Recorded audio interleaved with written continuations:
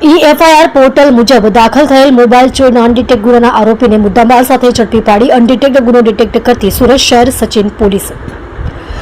Inspector Shri PN Vaghela નાઓએ FIR દ્વારા દાખલ થયેલ વાહન ચોરી તથા મોબાઈલ ચોરીના અનડિટેક્ટ ગુનો શોધી કાઢવા માટે આપેલ સૂચનાના આધારે સર્વેલન્સ સ્ટાફના police sub inspector ND Damor નાઓના માર્ગદર્શન હેઠળ પોલીસ માણસો પોલીસ સ્ટેશન વિસ્તારમાં પેટ્રોલિંગમાં હતા. તે દરમિયાન હેડ કોન્સ્ટેબલ ભરતભાઈ બચુભાઈ ડાંગર તથા પોલીસ કોન્સ્ટેબલ કિશનભાઈ જયદેવભાઈ નૈયા નાઓની સંયુક્ત બાતમી હકીકતના આધારે આરોપી નામે ચંદન રામબાબુ નિષાદ ઉંમર વર્ષ 25 ધંધો નોકરી રહે એપ્રિલ પાર્ક સુડા સેક્ટર 1 જગદીશભાઈના મકાનમાં સચિન સુરત મૂળ રહે વતન રામપુર પોસ્ટ આનુપુર થાના સજેતી જિલ્લો કાનપુર ઉત્તર પ્રદેશ નાઓને સચિન વાંજ બ્રિજની બાજુમાં જાહેરમાંથી પકડી પાડી તેની પાસેથી એક બ્લુ કલરનો નથિંગ કંપનીનો model number nothing 1 5G mobile phone